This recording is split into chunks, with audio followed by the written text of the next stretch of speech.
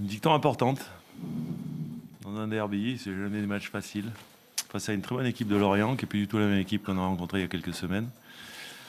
Alors c'est vrai qu'il y a beaucoup de nouveaux joueurs qui sont arrivés, mais on a vu cette équipe dans l'animation et dans sa capacité à jouer vraiment très différente. Et ouais, une équipe qui nous a mis en difficulté, surtout en première période. Mais avec les vertus de l'équipe, sa capacité à faire le dos rond quand c'est compliqué. Comme je leur ai dit à la mi-temps, on a changé un petit truc tactique à la mi-temps, mais surtout, je leur ai dit, un match, c'est pas linéaire, même si on avait fait une bonne j'allais dire une bonne entame. Pour moi, les 10-15 premières minutes étaient intéressantes, et après, c'est vrai qu'on a souffert. Et on a notamment souffert parce qu'on voulait aller les presser et qu'on n'arrivait pas à trouver à récupérer des ballons en position haute et tout ça, et qu'on était souvent un peu transpercés. Donc comme j'aurais dit, le pressing c'est intéressant, mais il n'y a rien de pire qu'un pressing qui est pas gagnant. Donc après derrière tu prends des retours de bâton. Donc c'est pour ça qu'on s'est un peu réorganisé en deuxième période. Et après c'est sûr que jouer sans Pierre, jouer sans Romain au début du match, il est évident que nous, après, dans l'utilisation du ballon, on avait un petit peu moins aussi de qualité, un peu plus de déchets qu'habituellement, et que du coup, ça nous a fait un match où effectivement on a souffert, mais où on a montré beaucoup de valeur collective pour pouvoir l'emporter. L'histoire de cette fin de semaine, Ouais. pour vous, pour lui d'abord. Ouais. Déjà, le choix de le mettre en remplaçant, c'est C'est dû au fait qu'il a pratiquement pas dormi les 2 dernières nuits. Alors juste la dernière, là, puisqu'on était au vert ici, donc il a fait une bonne nuit, mais les 2 nuits précédentes avaient été compliquées.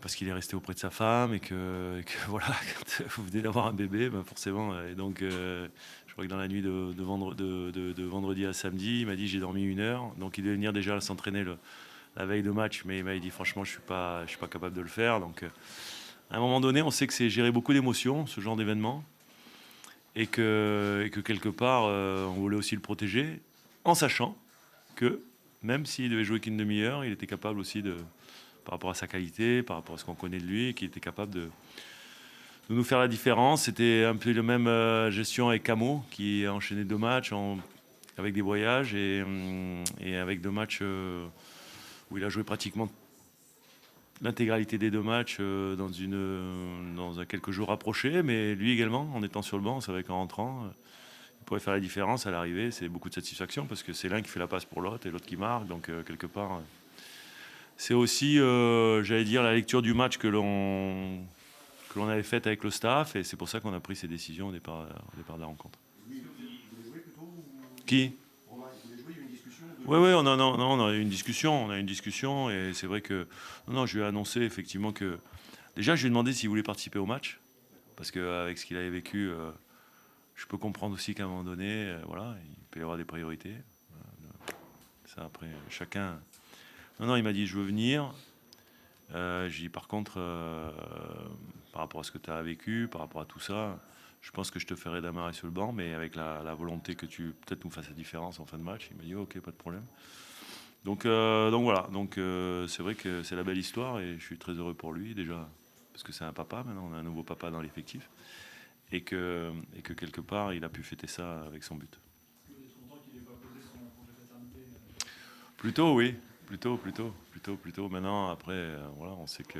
Bon, voilà. Mais en même temps, tout s'est bien passé. La maman se porte très bien, le bébé aussi. Donc, il n'y a pas eu de complications. Donc ça, c'est aussi un motif de... Ça te tranquillise quand il y a un papa, parce que tu ne maîtrises pas tout dans ces moments-là. Tu subis un peu. Donc, pardon ? Le déplacement n'est pas trop long.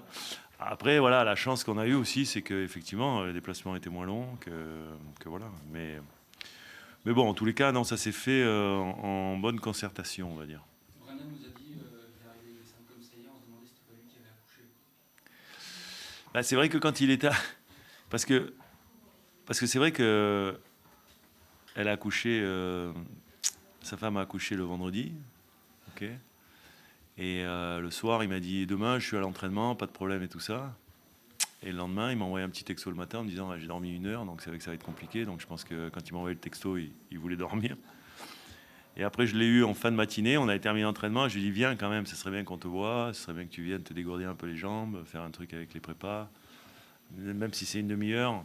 Et c'est vrai que quand il est arrivé, on l'a vu, on lui a dit mais c'est toi qui as accouché ou c'est ta femme, parce qu'il était dans un état. Donc il était un peu ramassé à la petite cuillère. C'est pour ça que pour moi, après, quand je l'ai vu, je me dis c'est impossible que je puisse le faire démarrer demain. Et puis c'était pas non plus lui rendre service, je pense, parce qu'on sait que dans ces moments-là, avec les émotions que l'on a vécues, faire une demi-heure c'est une chose, mais faire 1 heure et demie à grande intensité, parce que c'était un match à grosse intensité, ça aurait été peut-être compliqué pour lui.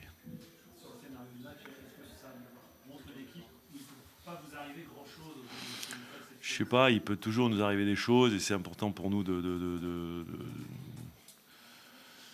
sans cesse être sur le qui-vive, de prévenir les garçons. Mais c'est vrai que quelque part, il montre beaucoup de qualité, beaucoup d'abnégation, beaucoup aussi de capacité à, quand c'est difficile, à être solidaire. Donc voilà, aujourd'hui, c'était l'histoire de ce match. Certainement le match où on a le plus souffert depuis le début de la saison, mais qu'on a gagné paradoxalement, alors qu'il y a eu nos 5 défaites qu'on a perdues, les matchs qu'on a perdus. Là, on avait peut-être moins souffert, mais comme je l'ai dit, c'était une très bonne équipe et complètement une équipe différente de Lorient. Donc, je ne suis pas trop inquiet pour eux pour la suite, parce que quand je vois les qualités qu'ils ont montrées dans ce match-là, il y a certainement des bonnes semaines qui s'annoncent pour eux. Est-ce que c'est un peu ton sentiment aussi? Oui, il y a de la frustration avant tout, parce que je pense qu'on a fait surtout une bonne première mi-temps, qui aurait mérité d'être, je dirais, conclue par au moins un but. Donc il y a ce poteau, il y a une ou deux situations qui sont qu'on aurait. Ça fait partie d'un temps fort long, donc c'est dans ce type de match, il faut être capable de le concrétiser. Donc on l'a pas fait. Après, le deuxième mi-temps, elle est un tout petit peu moins rythmée, et sans qu'il y ait beaucoup d'occasions de part et d'autre. Et puis ensuite, il y a ce moment du match où, alors pour l'instant c'est assez inexplicable, mais on lâche 2 ou 3 ballons dans nos remontées de balles, qui paraissent, je dirais, faciles à jouer par rapport à ce qu'on avait fait durant cette première partie du match. Et puis on remet Brest dans un temps fort qu'ils n'ont pas nécessairement provoqué. Donc ça dépend de nous. Et donc c'est dommage, parce que ce type de match-là, contre une équipe qui est dans une telle dynamique, évidemment, il n'y en a pas besoin, on ne doit pas faire beaucoup d'erreurs pour être sanctionné, et puis on l'a commise. Donc voilà, c'est le sentiment global. Donc il y a d'un côté de la fierté de retrouver une identité, d'être capable d'exprimer un football de qualité, avec des occasions, le regret de ne pas les concrétiser, et puis aussi des marges de manœuvre sur lesquelles on doit vite agir pour être plus performant dans les 7 matchs qui nous restent. Dans l'efficacité, c'est récurrent là, sur le dernier match. Là, on se crée des occasions. Des fois, on a des matchs où on a peu de situations et on ne pèse pas sur le but. Là, il y en a eu. Donc, Bizot a été excellent. Je crois tout le monde le dira. On aurait aussi pu être un peu plus juste, je crois, sur les situations de centre. On a beaucoup de centres. Et des centres courts, c'est-à-dire avec des distances qui sont assez courtes, et peut-être un petit manque de présence, un manque de lucidité ou de la qualité du choix, ou la réalisation technique qui ont été pas suffisamment juste pour aller au bout. Et c'est ce qui fait la différence à la fin du match. Il y a eu beaucoup de coups francs aussi. Oui, énormément de corners, coups francs, sur lesquels on n'a pas été trop dangereux, il me semble, pour l'ensemble. Donc là, on sait qu'on a encore un secteur sur lequel on peut travailler. Ouais. Non, c'était juste pour finir sur parce que la Bamba, il a eu du mal à se régler avec Julien. Il a trouvé son match comment Toujours courageux, toujours avec une intensité folle, une course, des courses en permanence sur le plan défensif, sur le plan offensif. Après, donc c'est toujours un garçon qui arrive en bout d'attaque placée ou de transition offensive, donc elles sont difficiles à jouer. Moi, je le trouve toujours extrêmement présent et tellement, je dirais, mobilisateur d'énergie pour une défense en permanence. Donc après, il a un peu moins de réussite en ce moment, on le trouve un tout petit peu moins alors qu'il fait des courses, mais ça c'est juste une question de petit timing à régler. Après les 2 dernières défaites à domicile, vous souhaitiez être acteur sur ce match, ce qui a été, est-ce que c'est quand même satisfaisant de ce point de vue-là, ça vous rassure entre guillemets? Ouais, on avait le sentiment d'avoir subi le plan de jeu adverse sur les deux précédentes confrontations à domicile. Et donc ça, on se disait, bon, on est à domicile, on est dans une Ligue 1 qui est hyper compétitive, on ne peut pas s'en contenter et imaginer que simplement les événements soient favorables. Donc on voulait vraiment être acteur de ce match-là. Je crois qu'on l'a été, vraiment. On l'a été en défense. Brest n'a pas pu sortir un seul ballon, par exemple. Donc ils ont pu être dangereux sur quelques coups de pied arrêtés. Et puis par ailleurs, on a su bien défendre notre but en étant actif. Et on l'a été aussi en attaque.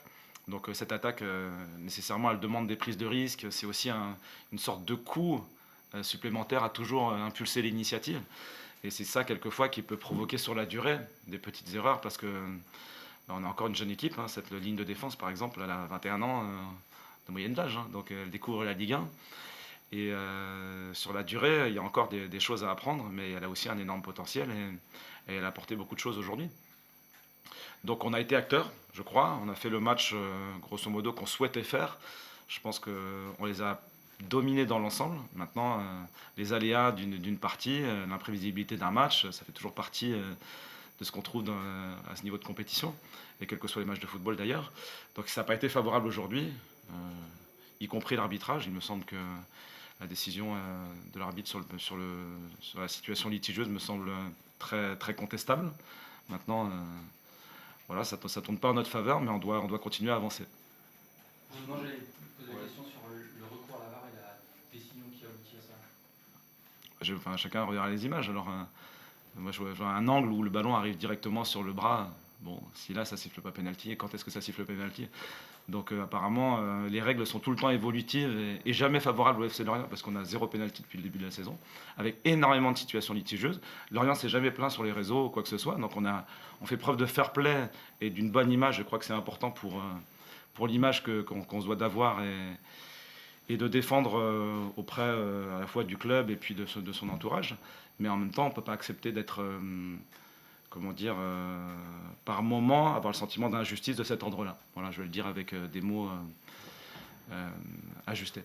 Vous êtes la seule équipe de Ligue 1 à ne pas avoir obtenu un penalty cette saison. Ouais, on peut regarder de nombreuses images, on peut discuter. Ouais. Ça vient aussi peut-être Peut-être qu'on a un côté gentil, un côté fair play, un côté respectueux de l'arbitrage, et en conséquence, on se dit on fâchera jamais le FC Lorient. Mais en même temps, à un moment, quand on arrive sur ce type de match, bah forcément, ça a des conséquences qui peuvent être importantes. Est-ce que vous avez le sentiment que c'est le coup de sang de Camus, justement, qui force l'arbitre à intervenir? Je sais pas, je suis pas dans sa tête, personne ne pourrait le dire. Et en tout cas, à revoir les images, alors chacun donnera son avis. Hein. De toute façon, c'est trop tard et la décision est prise. Le bras ne te paraît pas naturel. La main de Laporte, par exemple, à Rennes qui n'est pas sifflée. Tout est discutable. Voilà, Rennes Voilà. n'est pas content. Est-ce qu'on ne peut pas y voir un peu la même situation? Je sais pas, je suis pas arbitre. Ouais. Donc passons à un autre sujet.